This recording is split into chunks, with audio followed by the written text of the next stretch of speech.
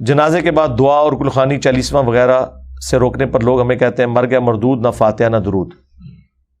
اس پر لوگوں کو کیا بولیں کہ وہ چپ ہو جائیں؟ انہیں آپ یہ بولیں کہ آپ کو کس نے کہہ دیا کہ ہم مرے ہوئے بندے کے حق میں اصالہ ثواب کے قائل نہیں ہیں؟ آپ انہیں یہ جواب دیں نا. آپ لوگ مسئلے کا رخ ہی بدل دیتے ہیں. مجرم آپ لوگ ہیں.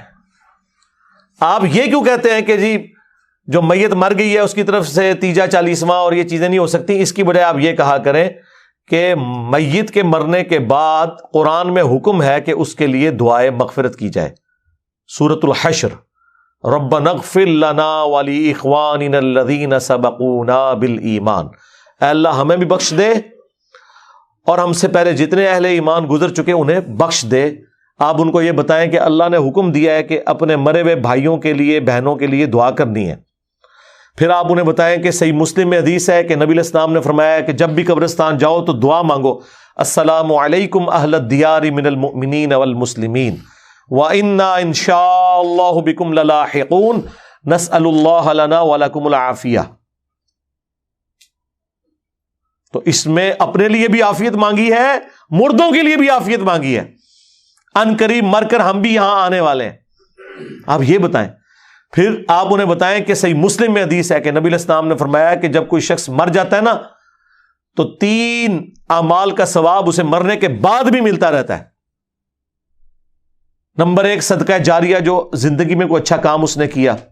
نمبر 2 علم کی خدمت اگر اس نے کوئی کی، جیسے امام بخاری امام مسلم نے کی. تیسرا نیک اولاد جو اس کے لیے دعا کرتی ہے.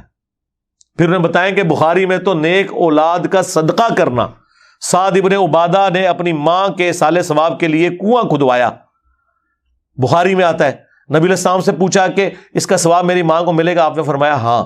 آپ نے کوئی لمبی چوڑی بات ہی نہیں کی، مختصر جواب دیا ہاں، کوئی کلیریفیکیشن نہیں دی. تو مردے کو صدقہ اور خیرات، دعاؤں کا حصہ، نیک اولاد کا آٹومیٹکلی ثواب، پڑھ کے نہیں بخشنا ہوتا، آٹومیٹکلی. ماں باپ زندہ ہے یا مردہ، چونکہ اولاد انویسٹمنٹ ہے ماں باپ کی، ثواب ملے گا. اصالہ ثواب کے 10 طریقے، یہ میری ویڈیو دیکھیں.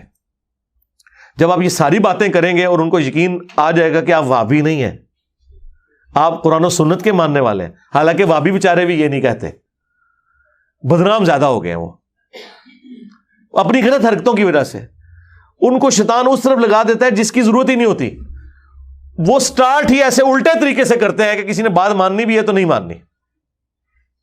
یہ ساری باتیں کرنے کے بعد آپ پھر آگے معاملے کو لے کے چلیں اور بتائیں کہ بھئی نبی علیہ السلام کی 3 جوان بیٹیاں شادی شدہ حضور کی زندگی میں فوت ہوئی ہیں.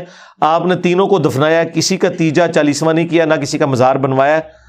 آپ ہمیں کوئی بتا دیں کہ نبی علیہ السلام نے کوئی تیجا 40واں ان کا کیا ہو تو انشاءاللہ ہم بھی کریں گے اپنے ماں باپ کا. تو ٹائم قیامت تک جائے پھر تکیو وہ ایسا مردود ہوئے گا، یا قبول کر لے گا گل، یا خود مردود ہو کے اپنی بوتھی چھپاتا پھرے گا تم سے، جو یہ آپ لوگوں کے ساتھ کرتے ہیں. طریقہ تو سیکھو پہلے.